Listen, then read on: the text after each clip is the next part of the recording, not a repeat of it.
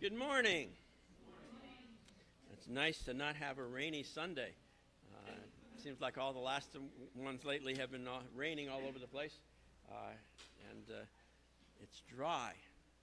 It's supposed to be dry today. It even looks like the sun is trying to peek out as we go forward in thinking about things. This morning we're going to talk a little bit about archaeology, and not biblical archaeology, not Israeli archaeology, but digging back into my wallet for something that I carried around in my wallet for the first 20 years of my Christian life.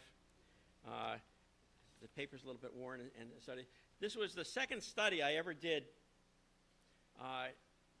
as a young Christian, trying to figure out how to live the Christian life. And I thought we would talk about some of those things. And I see as we're going through that it's really related to the armor of God. And it's interesting, you're talking about, what you're speaking. This morning, I don't know why, but on my seat this morning, there was a pamphlet about the armor of God.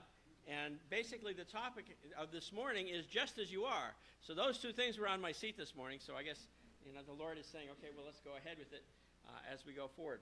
We struggle, and as a young Christian, I struggled with self-doubt. I struggled with guilt. I struggled with being overwhelmed by what was happening around me. I felt that I was unworthy for God to use for anything.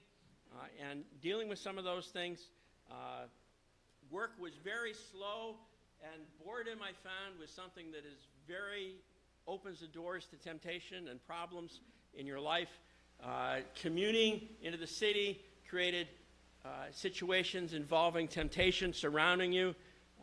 Some of you remember that I was dating Charlotte Hendren back in those days, and we broke up, and that was depressing. So I was struggling with all of these issues, and I came back to the Word of God. So I'm using the sword of the Spirit to address the situations in my life, as we read that passage this morning.